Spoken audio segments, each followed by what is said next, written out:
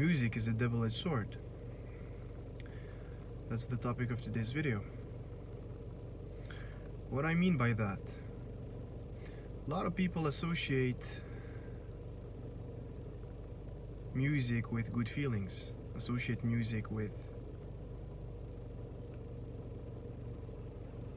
that place where we feel good, that place where our problems are no longer with us, this place where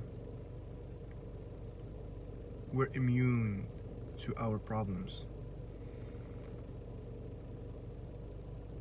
A lot of things as well, like nostalgia, are linked with music. You know, a lot of people rely on music to remember some good memories. And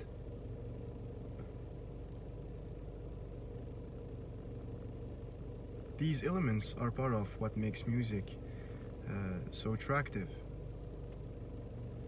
so sought after.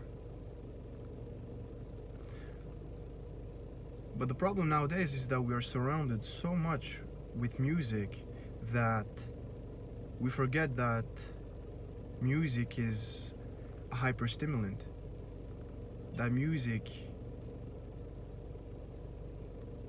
needs to be taken with cautious? Yeah, cautious. Caution. Anyways, with care, have to be careful. Anyways, because music is a double-edged sword, because music is so easy to indulge, because of its hyper stimulated nature. And so many people forget about this. They think that music is strictly innocent. They think that music is all positive, but they forget the addictive nature of it. Just like social media, they wouldn't necessarily recognize that they're addicted to it because, well, it's not recognized by higher authorities. So why do the lower authorities, just like people, those who are below those higher authorities, will recognize that, you know? Thing is, music has two downsides here. The first is that it is a mood enhancer, meaning if you feel good, you will feel even better afterwards. But it wouldn't be natural, as you didn't stay with the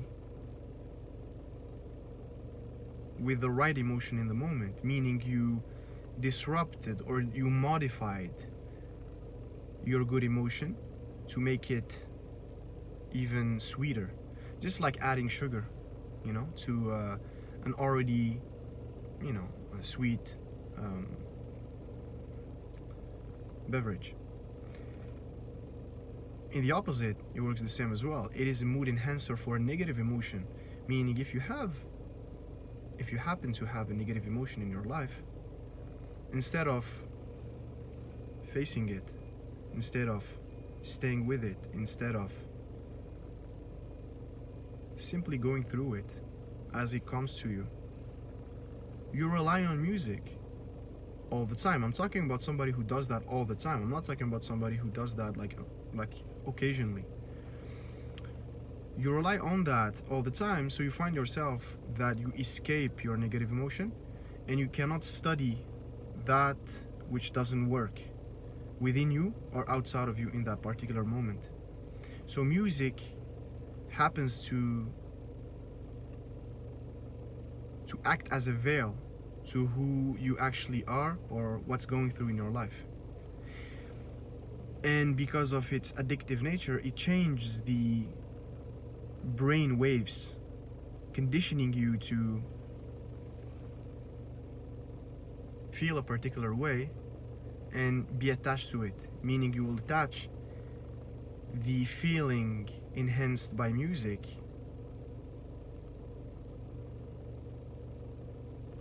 to an emotion.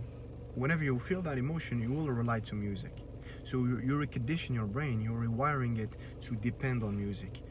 That's unfortunately something that tend to happen a lot nowadays, and it is because the so high prevalence of songs. They are everywhere, and we forget, consequently, the beautiful song of silence. So this fact that it acts as a mood enhancer is the first consequence, negative consequence on the long term, obviously, of music. And the second one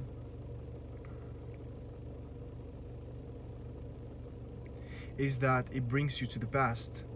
It teleportates you to an event, an experience that you're actively trying to forget, because that's what happens. A lot of people go through stuff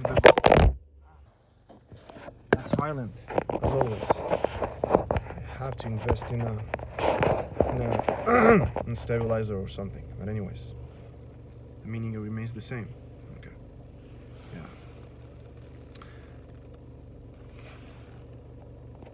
Yeah. So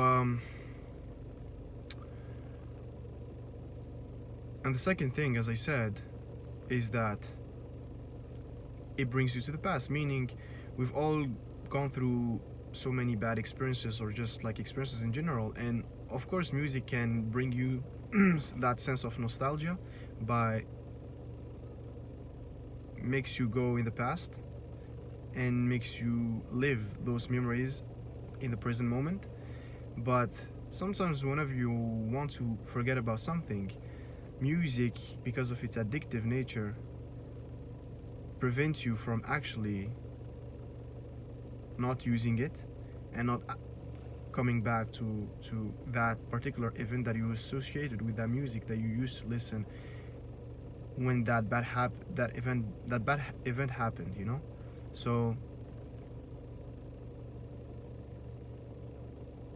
it will bring up unnecessary emotions and will make you stuck in the past.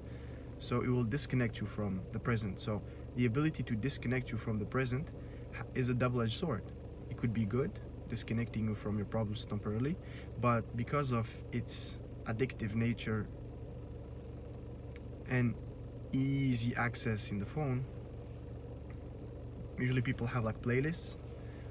What tends to happen is that they rely on music. So now that's why you find people walking with earphones on and just listening to music all day long, and disconnecting from who they are, disconnecting from what they're capable of, disconnected from studying themselves.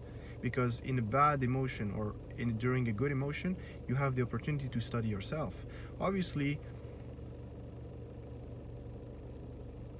the reason what I say is a double-edged sword is because you need to use it sporadically, occasionally,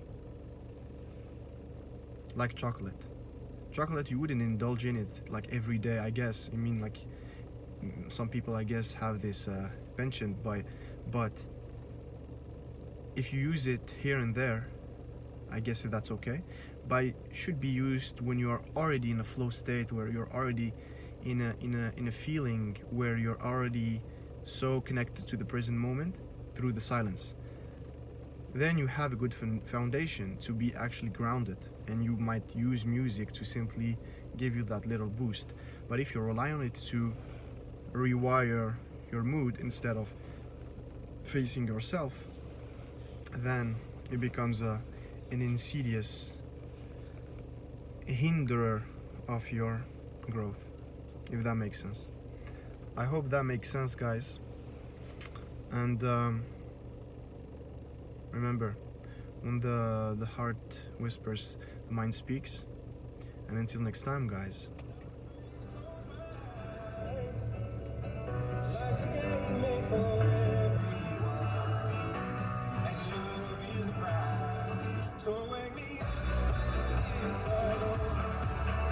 Be responsible with music, guys. Take care.